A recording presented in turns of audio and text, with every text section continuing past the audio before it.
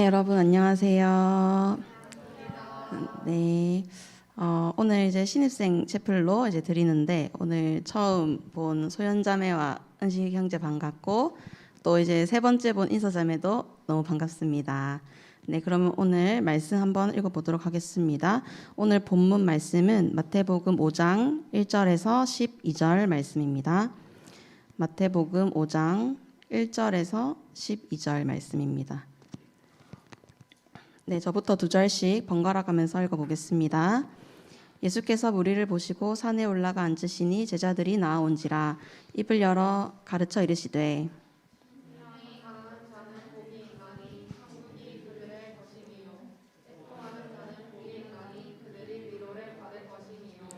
온유한 자는 복이 있나니 그들이 땅을 기업으로 받을 것이미요 의에 줄이고 목마른 자는 복이 있나니 그들이 배부를 것이미요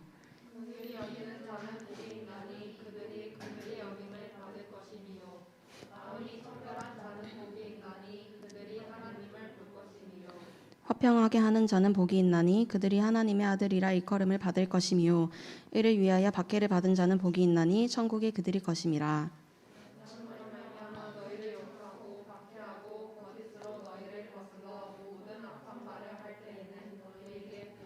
같이 읽겠습니다. 기뻐하고 즐거워하라. 하늘에서 너희의 상이 큼이라. 너희 전에 있던 선지자들도 이같이 박해하였느니라. 아멘. 네, 오늘 말씀은 너무 유명한 말씀인데요. 산 위에서 가르치셨다 해서 이제 산상수훈이라고 좀 우리가 흔히 알고 있는 그런 말씀입니다.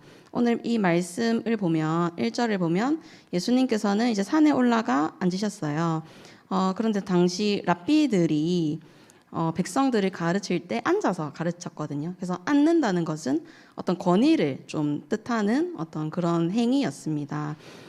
그래서 오늘도 예수님께서 이제 산 위에 앉아서 백성들에게 이렇게 무리들에게 말씀을 가르치시는데 우리도 좀 오늘 말씀을 들으면서 앞에 예수님께서 앉아 계시는 듯한 또 이 말씀에 이렇게 귀 기울여서 주목해서 이렇게 듣기를 원합니다.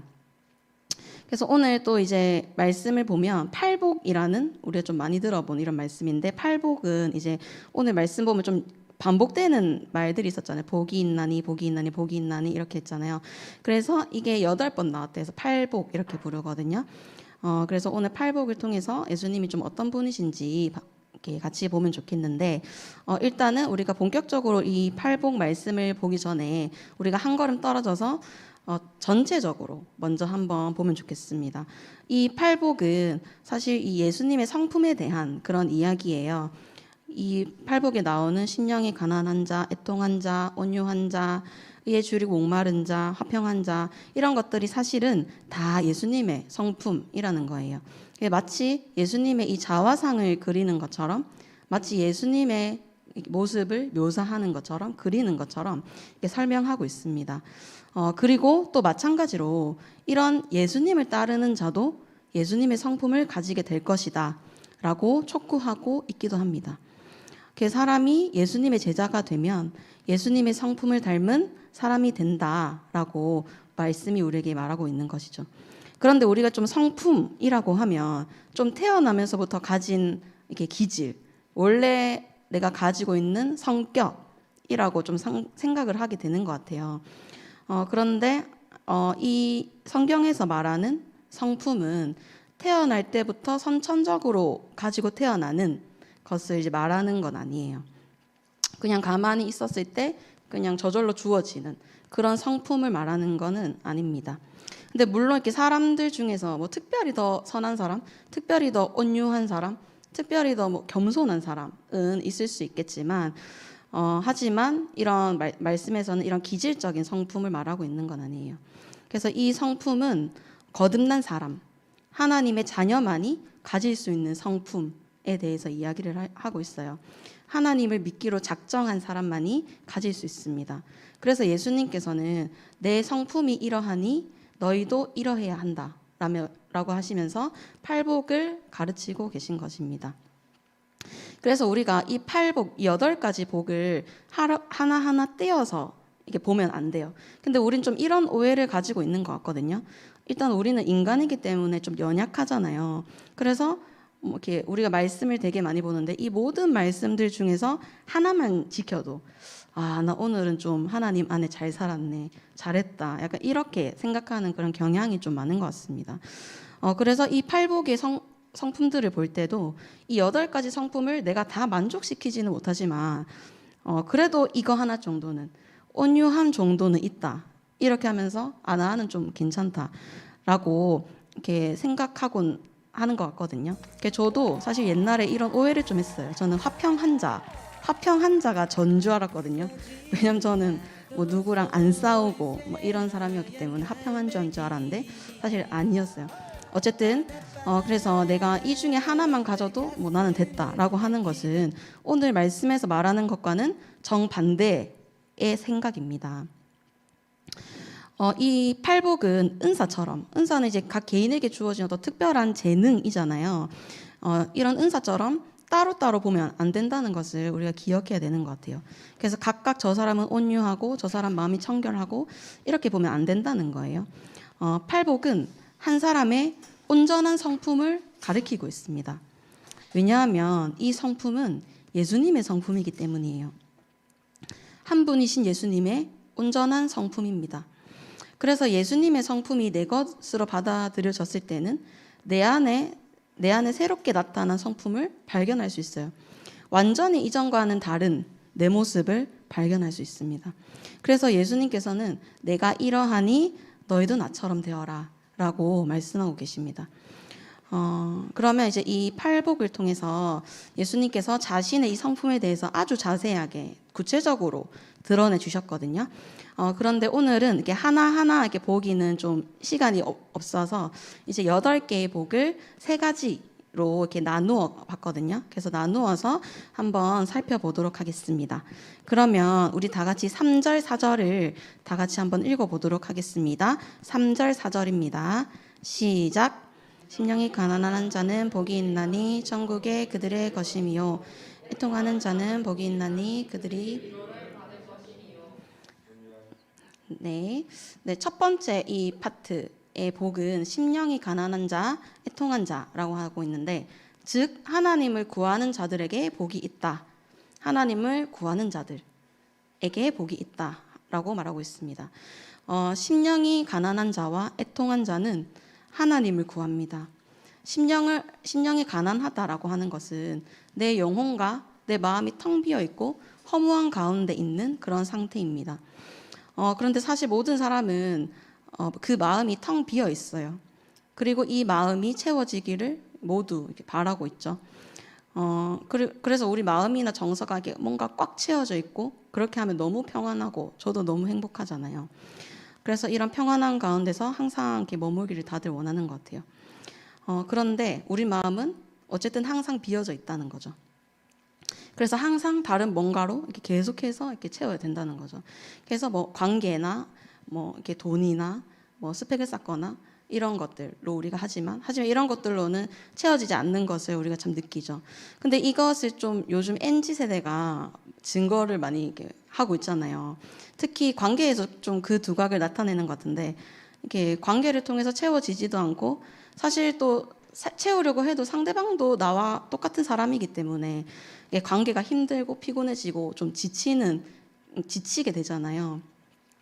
그래서 요즘 MZ세대를 보면 다들 좀 혼자이기를 원하고 사람을 잘 안 만나기를 원하고, 그런데 또 반대로 아이러니하게도 결국에는 마음이 비어 있으니 또 여기저기 관계를 또 찾아다니고 아니면 다른 것으로 좀 채우려고 하고, 그래서 이런 것을 봐도 참 사람은 항상 마음이 참 비어 있는 것 같습니다.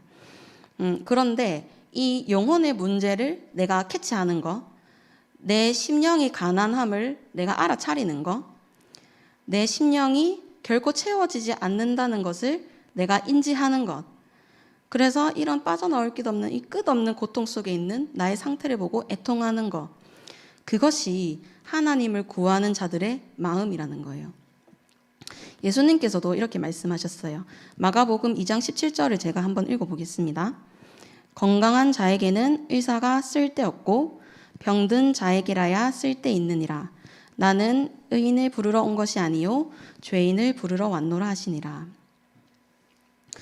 내 영혼이 실제로는 텅 비어서 누군가의 채우심이 필요한데 이미 나는 채워져 있다고 여기는, 내가 건강한 자라고 여기는 사람에게는 사실 의사가 필요가 없다는 거예요. 내가 의사를 찾지 않는다라고 하는 거예요. 하지만 내 내면이 비어있음을 알고 이것을 내가 스스로 채우지 못하고 스스로 고치지 못한다라고 하는 것을 아는 사람들은 하나님이 필요하다는 것을 알고 하나님께 울며 구할 수 있다라고 하는 것입니다.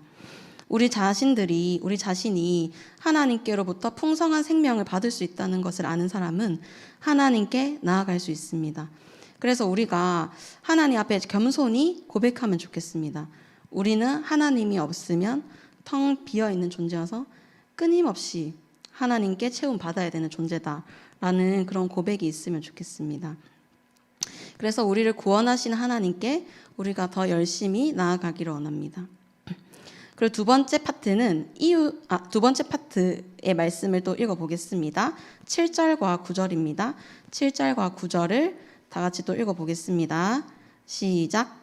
긍휼히 여기는 자는 복이 있나니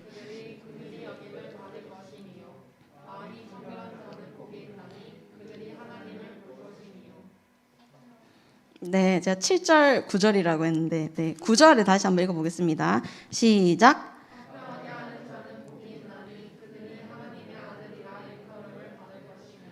네, 두 번째 파트의 복은 긍휼히 여기는 자, 화평하게 하는 자라고 하는데, 즉 이웃을 사랑하는 자들에게 복이 있다고 말하고 있습니다.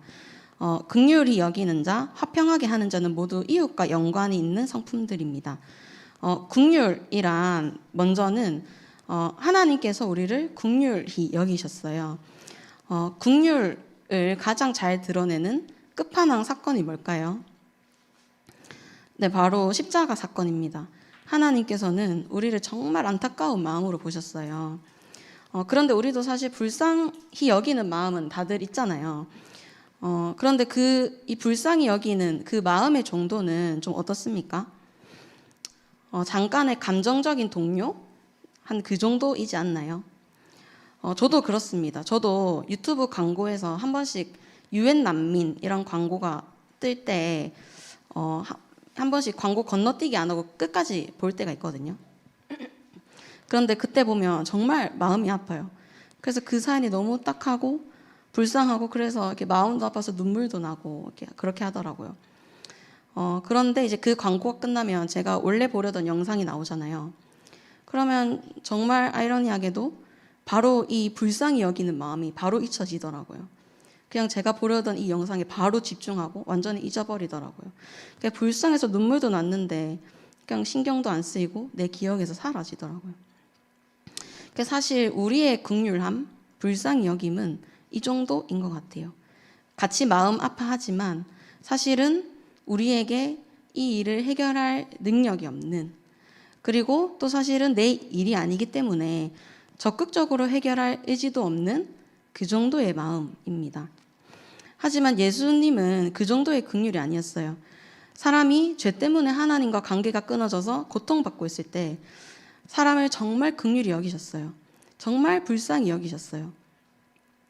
그런데 예수님은 이 감정적인 공감에서 더 나아가서 실제적으로 사람의 이 문제를 해결해 주기 위해 자신이 십자가에 매달리셨어요. 이것이 예수님이 가지신 긍휼입니다.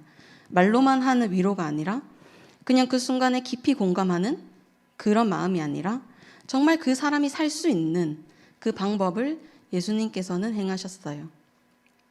자기 자신을 버리시면서까지 사람을 살리셨습니다. 예수님이 가지신 긍휼은 이런 긍휼입니다. 내가 받는 고통처럼, 내가 고통받는 것처럼 참 그것을 해결해주는 그 사랑의 마음, 그것이 예수님의 마음이었습니다. 그리고 예수님은 자신이 죽으심으로 하나님과 이 사람 사이에 끊어진 관계를 회복하셔서 화평까지 이루셨어요. 예수님은 이렇게 우리를 사랑하셨습니다. 이 사랑은 예수님께서 우리에게 주신 사랑이고, 그리고 우리가 배우기를 원하시는 그런 사랑입니다. 자신을 버리시면서까지 우리를 살리신 이 사랑을 우리 또한 우리 지체들에게 나누어 주기를 원합니다. 특별히 오늘 새 친구들도 왔는데 예수님께서 주신 그 사랑을 인서자매와 은식 형제와 또 소연자매도 이렇게 공동체에서 알아가면 좋겠고, 우리 ESF 형제들도 지체들도 그 사랑을 나누어서 오늘 정말 즐거운 교제, 그리고 앞으로 이어질 그 시간들 안에서 우리의 마음과 실제 삶을 나누는 그런 사랑의 교제, 그런 공동체가 되면 좋겠습니다. 그리고 세 번째 파트를 또 읽어보겠습니다. 5절, 6절, 8절, 10절인데 5절, 6절을 읽으면 제가 8절, 10절을 읽겠습니다. 읽겠습니다. 시작.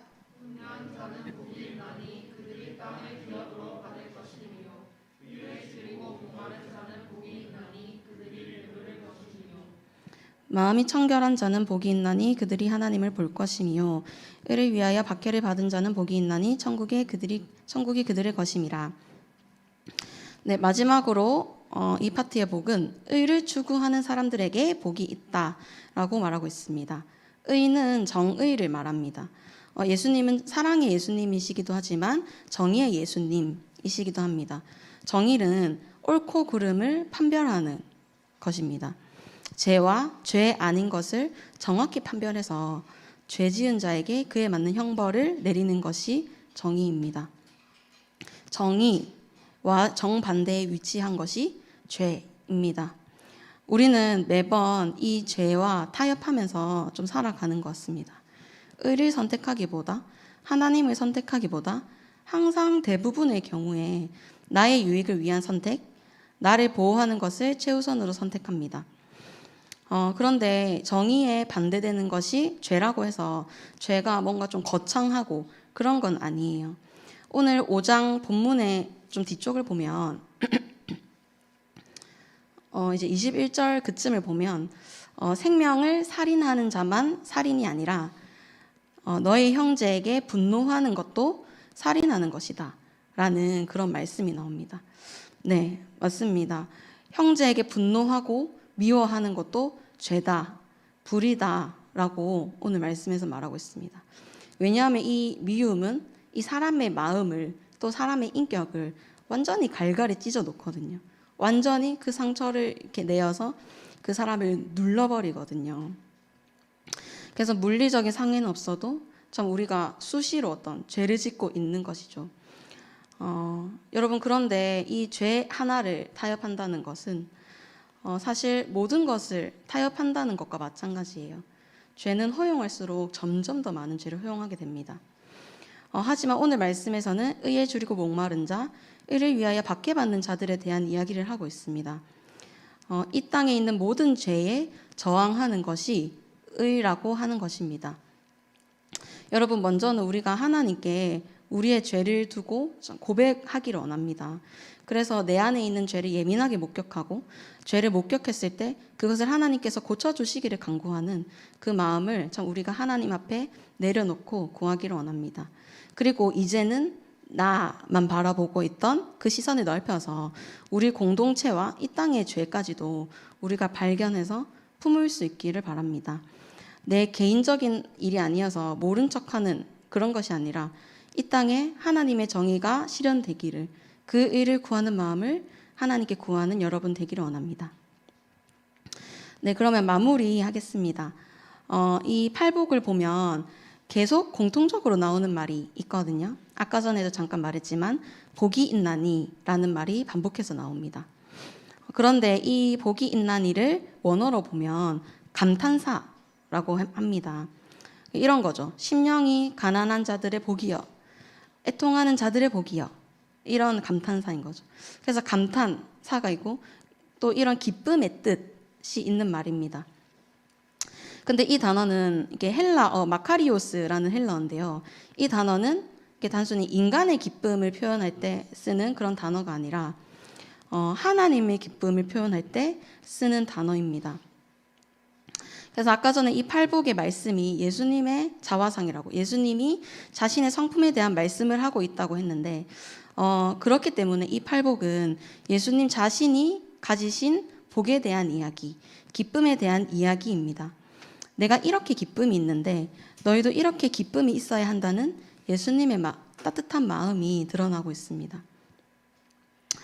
그러니까 심령이 가난한 자는 복이 있나니, 뭐 애통하는 자는 복이 있나니, 이런 거 이렇게 이야기를 할 때 예수님께서는 심령이 가난한 자가 나의 모습인데 나는 가난하기 때문에 기쁘다. 애통하는 모습이 내 모습인데 애통하기 때문에 기쁘다. 라고 하시면서 그런데 나의 제자인 너희들도 심령이 가난하기 때문에 기쁠 수 있다. 나를 닮으라. 라고 말하고 계십니다. 예수님은 이 땅에서 계실 때 너무나 힘든 삶을 사셨어요. 스스로 가난에 처하셨고 스스로 핍박받는 자리에 나가셨고 스스로 고통을 받으셨습니다. 하지만 그런 상황 속에도 잃어버리지 않은 한 가지가 있었습니다. 그것은 기쁨입니다. 그래서 우리도 이 기쁨을 소유할 수 있다면 예수님과 계속해서 동행하는 삶을 살 수 있을 것입니다. 예수님께서는 오늘 이 말씀들을 통해서 우리가 이 완전한 기쁨의 상태에 다다를 수 있다고 촉구하시는 것 같아요. 예수님의 성품을 우리가 온전히 가질 수 있으니 이런 성품을 가진 나를 끝까지 따르라, 기뻐하며 따르라 라고 말하시는 것 같습니다. 오늘 말씀은 예수님을 따르고자 작정한 사람들만이 이해할 수 있는 그런 말씀들입니다. 그런데 우리의 눈은 이 세상과 걸쳐 있기 때문에 예수님의 성품을 따라야 된다는 건 알고 있지만 마음으로는 따라가기가 힘든 것 같아요. 하지만 우리는 예수님을 따르기로 작정한 그런 사람들이기 때문에 예수님 닮기를 구해야 됩니다. 네, 여러분 오늘 이 시간 우리가 예수님의 이 성품들을 기억하면서 그 성품을 닮아가기를 이렇게 바라면 좋겠고 또 하나님께서 우리를 그 작은 예수로 이끌어 주시기를 구하는 이멘 되시기를 축복합니다. 네, 그럼